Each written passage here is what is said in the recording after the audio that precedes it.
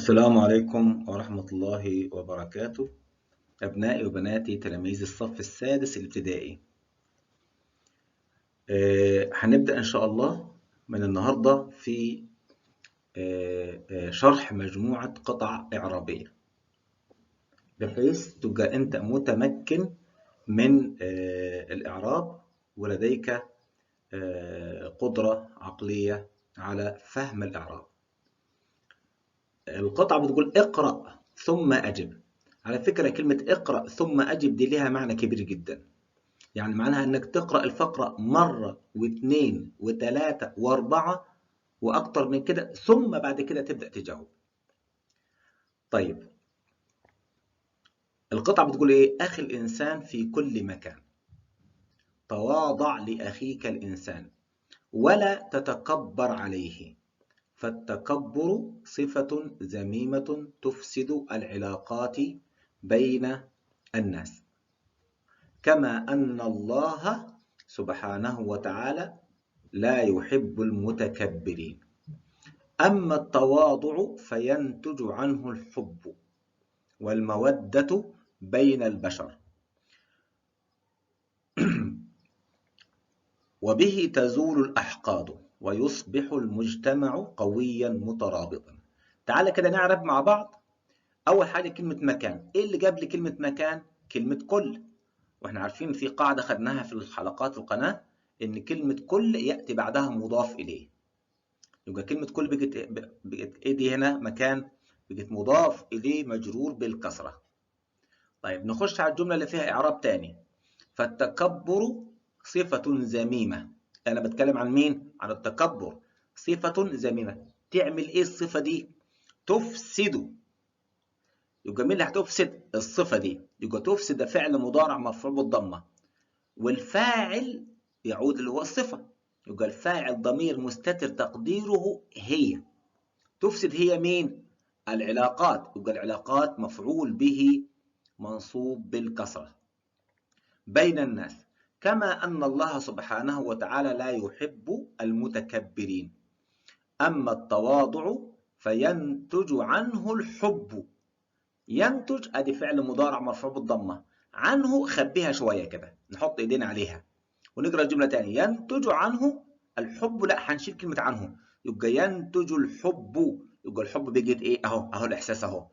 بقت الحب دي فاعل مرفوع بالضمه. يعني لو خبينا كلمه عنه وقرينا الجمله كده يبقى اقول ايه؟ ينتج الحب. يبقى الحب بقت فاعل مرفوع بالضمه. وبه تزول الأحقاد ويصبح المجتمع. يبقى ايه اعراب المجتمع؟ شوف اللي قبلها ايه؟ يصبح. ويصبح دي جايه من اصبح، واصبح من اخوات كان. كده انا هو فكرتك بشيء مهم جدا. طب يصبح اعرابها ايه؟ فعل مضارع ناسخ مرفوع بالضمه، لان من اخوات كان، واحنا قلنا ان كان واخواتها ياتي منها المضارع والماضي والامر. طيب يصبح مين؟ المجتمع. يبقى بقت ايه المجتمع؟ اسم يصبح مرفوع بالضمه. كده خلصنا الاعراب. انا مش بعرف كده، بعلمك ازاي تعرف. طيب رقم ب، استخرج من الفقره اسما من الاسماء الخمسه. احنا قلنا الاسماء الخمسه اللي هي اب واخ وحم وفو وزو. طيب علشان انا استخرج اسم من الاسماء الخمسه لازم يكون عيني قويه جدا، ويكون الاسم من الأسماء الخمسة مضاف لغير ياء المتكلم، ده أول شرط احنا، ويكون مفرد، ويكون به ضمير متصل به ضمير اللي هي الكاف أو اله. يعني إيه الكاف أو اله؟ ما ينفعش الياء، لا ما ينفعش الياء. عشان كده بقول لك بص أول كلمة كده أخي، ما تنفعش من الأسماء الخمسة. ليه؟ لأن أضيفت لياء المتكلم. يبقى لو لقيتها أخي ما تنفعش، لو لقيتها أبي ما تنفعش، لو لقيتها حماية ما تنفعش. لكن ألقاها أخوك أخيك أخاك، أو ألاقيها أبوك أبيك أباك، أو ألقاها حموك حميك حماك، ألقاها فوك فاك فيك أهو. طبعا ذو وذا وزي. ده اللي انا بفكر بالقاعده اهي. طب فين الاسماء الخمسه؟ نكمل تاني. يبقى كلمه اخي ما تنفعش. طيب شوف الجمله اللي وراها بعد الفصل، تواضع، ايوه، لاخيك اهي. يبقى كلمه اخيك دي اسم من الاسماء الخمسه.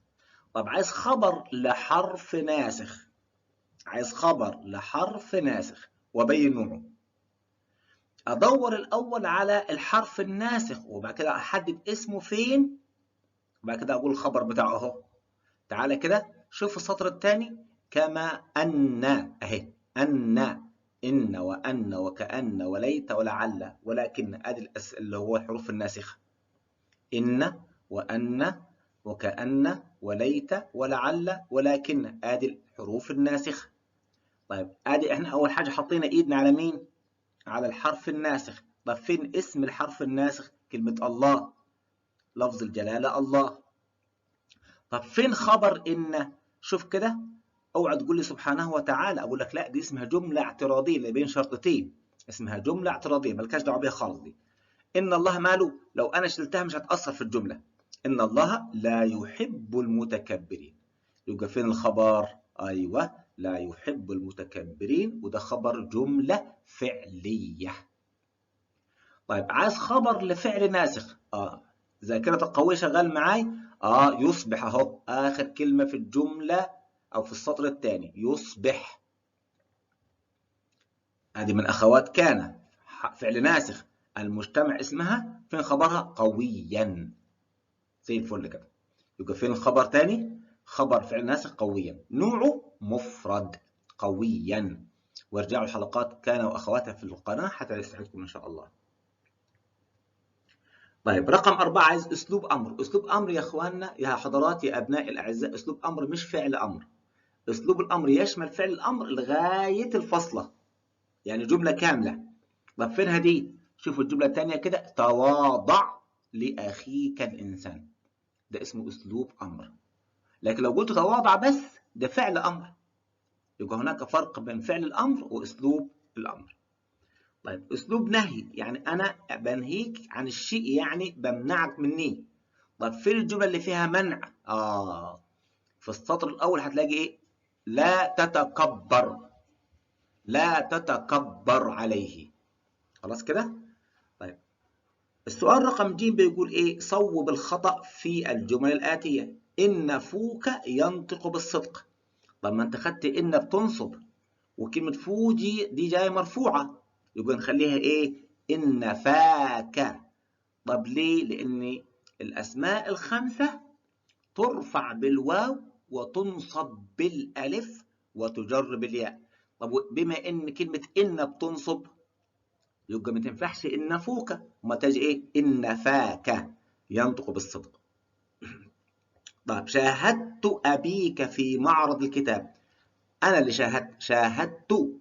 التاء دي اسمها تاء الفاعل، تعود علي أنا.